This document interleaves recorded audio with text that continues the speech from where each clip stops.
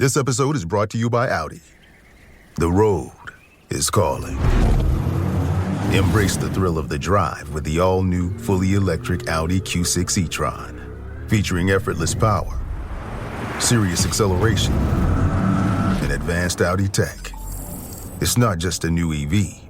It's a new way to experience driving. The all-new, fully electric Audi Q6 e-tron is here. The next chapter of Audi starts now. You are tuned in to the FowlWeather Podcast, the forecast to your next successful hunt. Coming to you from the home office, Jack's Reef, New York.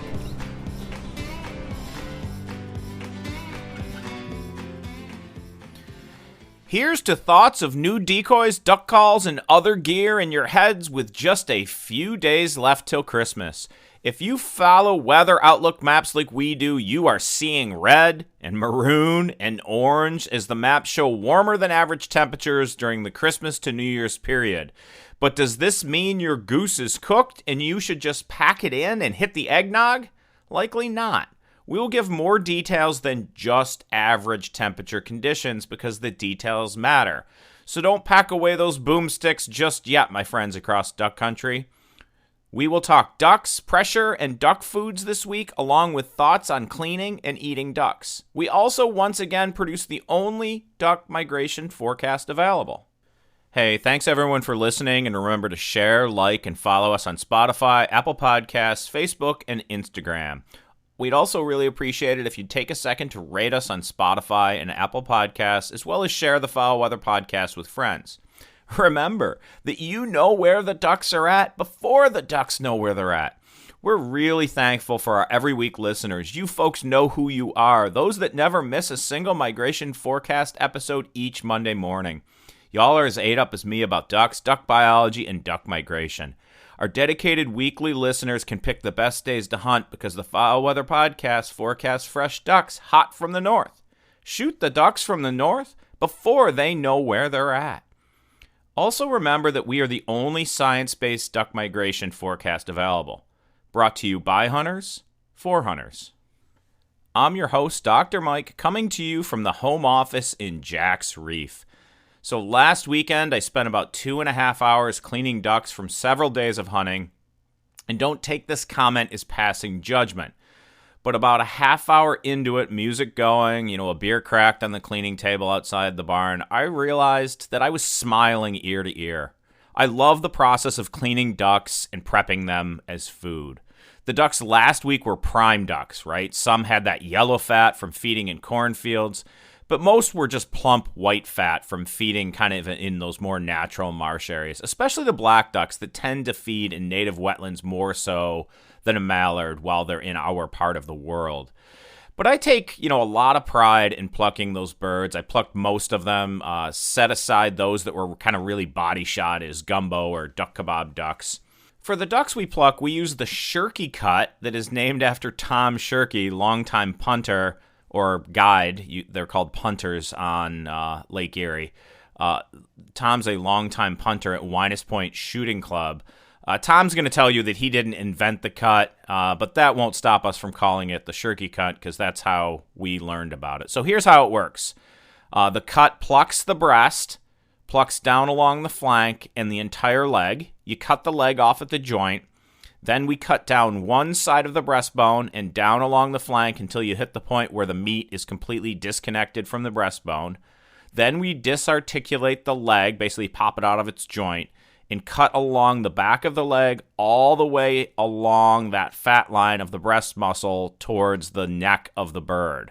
So what you're really left with is the plucked breast and leg completely connected by skin and fat. These pack perfectly flat in a Ziploc bag, and we put like 2 to 3 ducks in each Ziploc, and then they stack really nice flat in the freezer.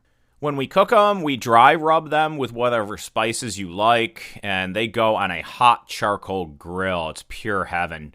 We do use straight duck breasts, breasting out ducks for other recipes as well. So we balance how many of each of these kind of cuts we have in different ways depending on our need each year. When we breast, we also pull off the legs of each duck, and they typically get collected and put into a crock pot with barbecue sauce. They are fall off the bone good after about 3 hours on high, but make sure that you cover them with liquid so they don't dry out. We also now save duck hearts and gizzards for pickling, which are pretty easy and it's kind of quick, and they make a great treat at camp or with guests that don't know what they're getting themselves into. It's pretty easy to save the hearts and gizzards in the freezer until you have enough of them to pickle. We've been working on getting the shirky cut and dry rub recipe, as well as the pickled duck hearts and gizzard recipes up on our FowlWeather.co page, and hopefully we can have those up for y'all soon. I guess I'm a big fan of karma, feeling like the more I respect the duck and use as much as possible of it, the more likely I'm going to have another great hunt in the future. Right? As a scientist, I know that that's all BS, but I like to think it mostly makes me sleep soundly that I use the duck to the greatest degree possible that I took from the field. So over Christmas, we'll make duck on the charcoal grill for family and friends at the farm, and not that match-like garbage, good old oak and hickory charcoal the old school way on a big dome grill. It's always great to see the smiles that I had while cleaning ducks come back my way from the people we feed. The problem is getting any for ourselves because it disappears so quickly from the plates when we bring it in from the grill. So here's to a great Christmas with friends across duck country. May your presents be something about duck hunting and your bellies be full of ducks, right? All right, pre-orders are still open for the Foul Weather hoodies, hats, and stickers. Find them at FowlWeather.co and click on Shop in the upper right corner. And remember, we are not Amazon, so these are pre-orders, and when we get enough of them, we'll get them finished up and shipped. So thanks for your patience, my friends. Just like the quality forecast we produce, we went with high-quality Carhartt Rain Defender hoodies. These are forever hoodies. That is, you won't need another one, and they are weather-ready. We also have great Carhartt hats or beanies with a Foul Weather logo and sticker packs for your trucks and gear to show your support of the Foul Weather Podcast. So thanks for your orders, my friends. Keep them coming. And the news you've been waiting for, if you entered your name into the Listener Appreciation Foul Weather Podcast sweepstakes this week's winner of the Wader Bag is Utah Duck Hunter 1. So we're going to send you a PM to get an address so we can mail you out your prize. Don't have a name, just a handle of Utah Duck Hunter 1. Remember, we are doing a Listener Appreciation Foul Weather Podcast sweepstakes for 5 weeks. In addition to the Foul Weather Podcast, the sweepstakes is sponsored by the Farmland Group and Wildlife Strategies. The rules are simple. Now, with 2 weeks left in the sweepstakes, we will give away 2 more prizes. Once the week 4 post with the item is up on our Instagram and Facebook page, you need to tag a friend and tell us where you are from and the general area you tend to hunt. We're not trying to spot steal. Something like Finger Lakes or Montana or Oregon or Texas or, I don't know, the MAV is just fine. Everyone that tags someone and adds this information will be entered into the sweepstakes. If the tag people want to be entered, all they need to do is tag a friend themselves as well. Each Sunday, we will randomly draw a winner, announce it on the podcast on Monday, and post to our social media outlets. We will then contact the winner by private message to get their address. A note, though, you're going to have to be a follower of the Foul Weather Podcast on Facebook or Instagram for us to be able to contact you. It's just how it works. We can't just randomly private message somebody. So, items will be high-quality logo gear from Wildlife Strategies and the Foul Weather Podcast. We appreciate our listeners and want to see y'all represent the podcast in the field and diners across Duck Country, USA. This week, have a look at our social media posts to see what the next great prize will be. Next up, a Foul Weather mixed bag of gifts for Christmas, so please stick with us. Look, folks, the Farmland Group across the Mid-South is your one-stop shop for real estate brokerage, consulting, management, lending, and appraisals. If you own land or you want land, the Farmland Group is where it's at. With over $500 million in farm sales and growing, Gwynn and Shelby Smith have you covered. Look, if you're thinking about buying or selling, contact the Farmland Group to access their full suite of services. If you already own property and want to build equity and value, the Farmland Group gets it done. If you're looking to purchase a new property, well, they get that done too, and they have access to some of the best lending available. Looking to sell? Get it appraised with a Farmland Group affiliated appraiser. But let's be clear for our listenership too. They also offer farm and hunt property management to create places that attract more ducks and more bucks. Who doesn't want that? More ducks and more bucks. Let the Farmland Group build value into your property. Find them today at farmlg.com. That's farmlg.com. You're not going to be disappointed. Contact Shelby Smith today at farmlg.com and let him know that the Foul Weather Podcast sent you their way. All right, and we are back. With all that read on those temperature maps, we want to talk about the details. We aren't saying that the maps are wrong. We always hear that NOAA has thrown out the blue pen and they can't seem to provide a forecast that shows colder than normal weather. First of all, that's not true. The reality is that often the average temperatures for long periods of time nowadays are above average compared to the 20-year average. But it does not mean the weather severity that would move ducks, that is the combination of cold and snow in our algorithms, well, it doesn't mean that the WSI is never great enough to move ducks south. For example, the 6 to 10-day forecast showed all of North Dakota as well above average, but the 10-day average temperature was 22 degrees, and they barely got above freezing from the 23rd to the 27th, with the warmest temperature as 36 degrees, and only for a couple hours on Christmas Day. The 10-day average for Havana, Illinois, where Forbes Biological Station is along the Illinois River, is 37 degrees. But the details matter, because up until just yesterday, the 22nd, the 5-day average was below freezing at 30 degrees. But then from Monday through Friday of this week, that average rises to 44 degrees. So the question is, has the weather severity index been great enough to cause ducks to move south? In many cases this year, we've been in weather whiplash, with a decline in ducks at northern latitudes, gains at southern latitudes, but no long-term cold and snow that would cause a mass migration of most ducks south at this time. Here's the deal. The average temperatures across time do not always tell you about the weather, the details in between that may or may not cause duck migration. So looking at these maps freaks people out. You see a red map, it's going to be above average for the Dakotas. My goodness, well, what does that mean? It doesn't mean it's 50 degrees, right? When the 10-day average in North Dakota is 22 degrees, that is actually above average, or sometimes well above average, but it's still enough to move ducks south. So the details matter, and that's why I think tuning into the Foul Weather Podcast each Monday morning really helps people sort this information out and understand if they have ducks coming their way.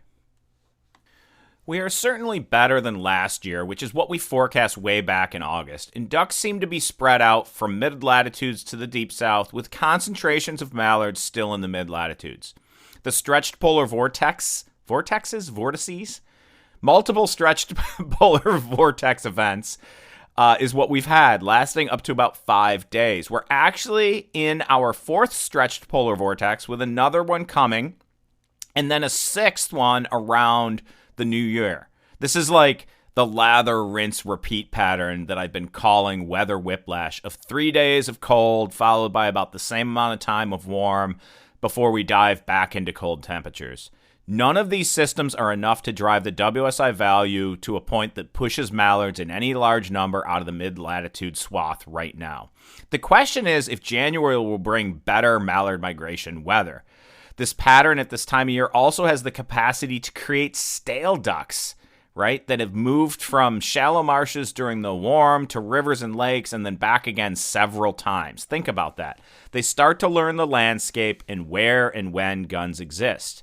You quickly find high ducks, sailing ducks that never commit, call shy ducks, spinner shy ducks, boat and blind shy ducks, all the combinations that indicates a substantial number of stale ducks and not many fresh ducks coming from the north. The solutions sometimes are out of our control. A good rain or short duration flood event can make new foods and rest locations available.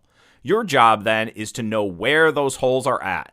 Often, you might get one good hunt on public land before everyone else finds the same spot. So be ready when these systems happen, because it can matter as to how many successful hunts you have each year.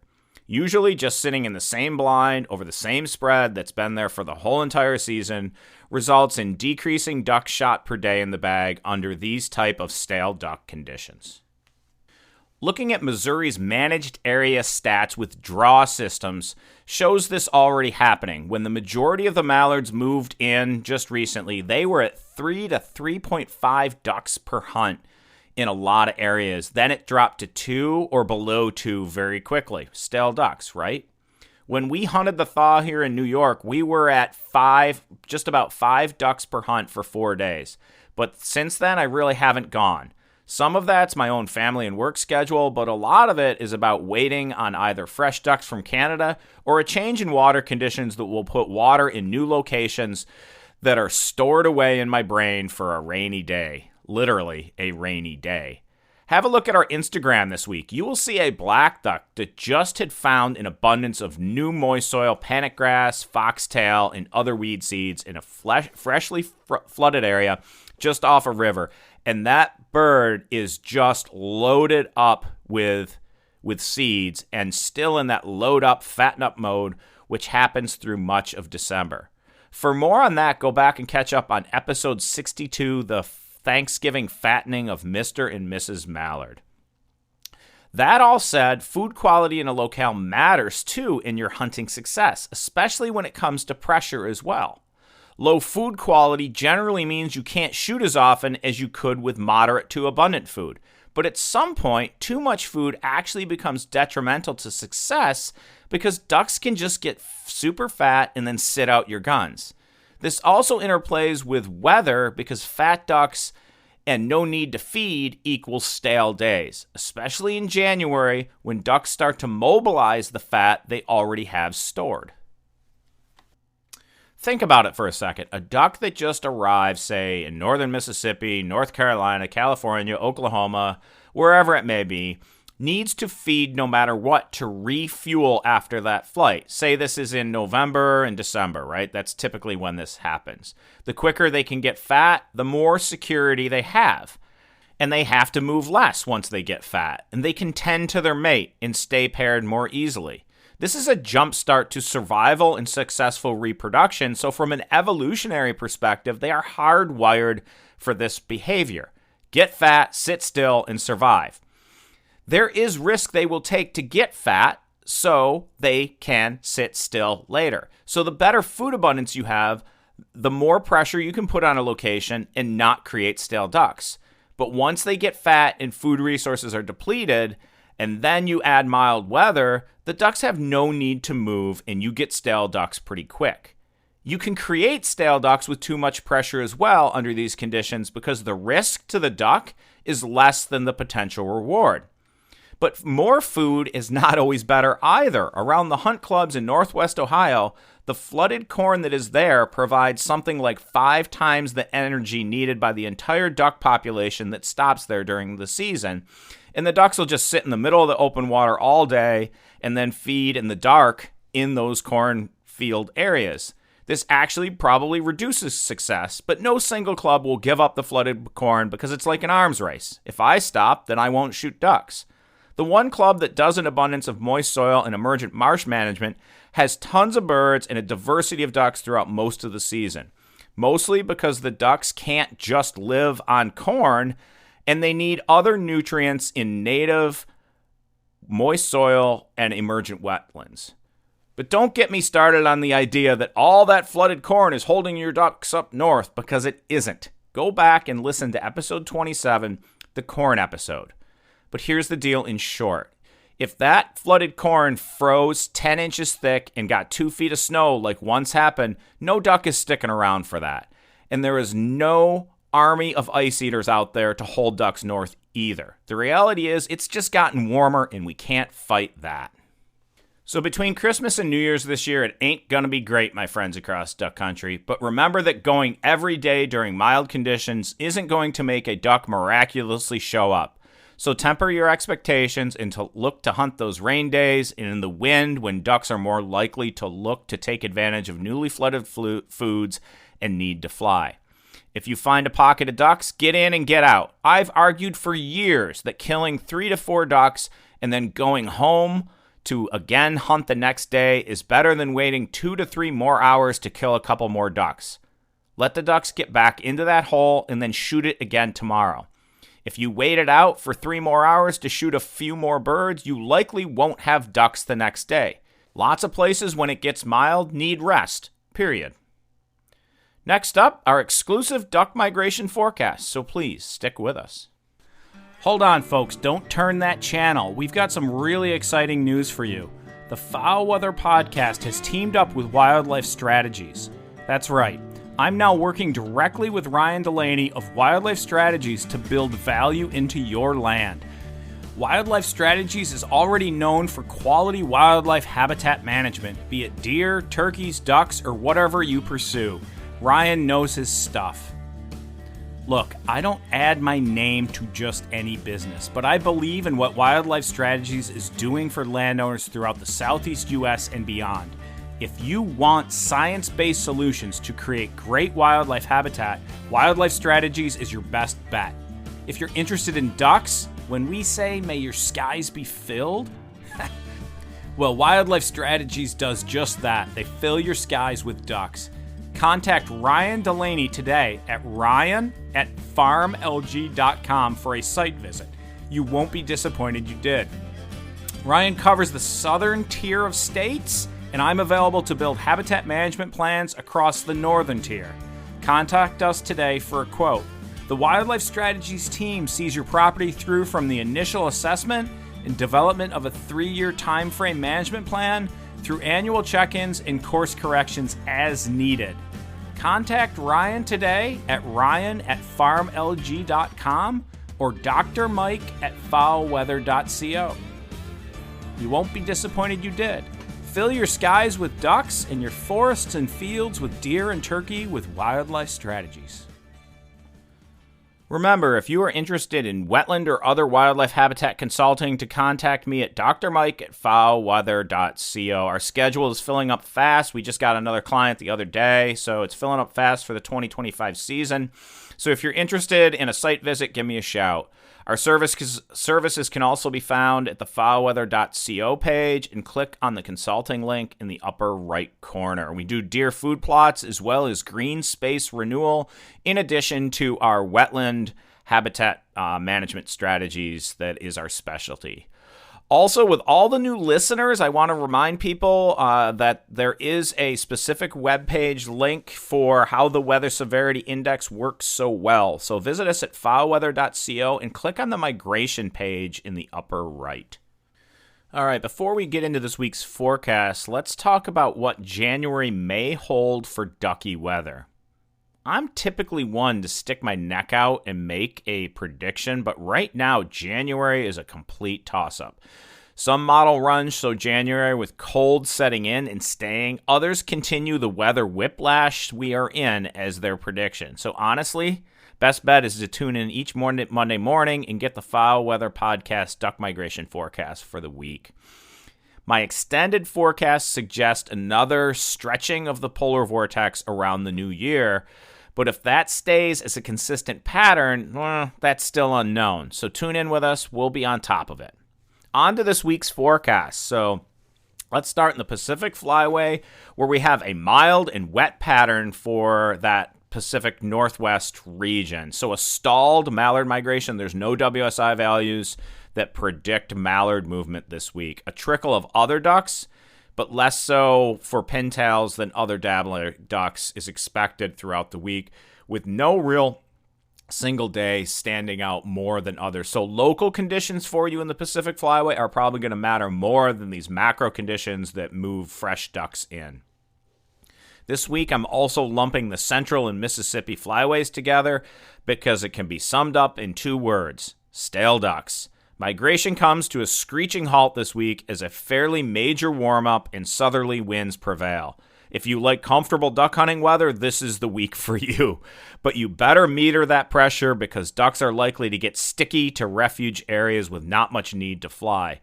Recent rains have already helped folks across the mid and deep south, And Monday night through Wednesday will bring rains from across Oklahoma, East Texas to Arkansas and Louisiana, as well as portions of Mississippi, with some areas in the center of that focused rain receiving up to 2 inches. So be ready for that water to follow the ducks if they reshuffle to find new food resources and resting places. The mallards in Missouri, though, are here to stay for the short term, so don't expect any mallard movement that is substantial.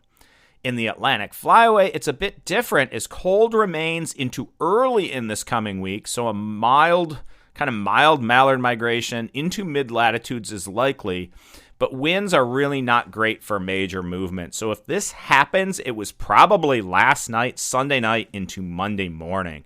The rest of the week, starting on Christmas, has mild temperatures and stalled migration as the norm. We don't expect much movement of ducks in the Atlantic Flyway all this week. So overall, not a great forecast for those of you with time between Christmas and New Year's, but give the ducks a break and maybe think about shooting them once every 3 days. Going every day is not likely going to miraculously make ducks appear. Hey, have a wonderful Christmas, my friends across duck country. My Christmas wish list for the duck people across duck country is that we start working together a bit more, stop judging our fellow duck hunters, and quit spreading misinformation on that social media mill. My goodness. Let's hang in there and be all good to each other this Christmas season across duck country. Also, remember, the FowlWeather Podcast is not responsible for your bad decisions, so please be safe out there on the water. Don't forget to go on our Instagram and Facebook accounts and register for our Listener Appreciation Sweepstakes. Thanks for listening, and as always, may your skies be filled, and shoot straight, my friends.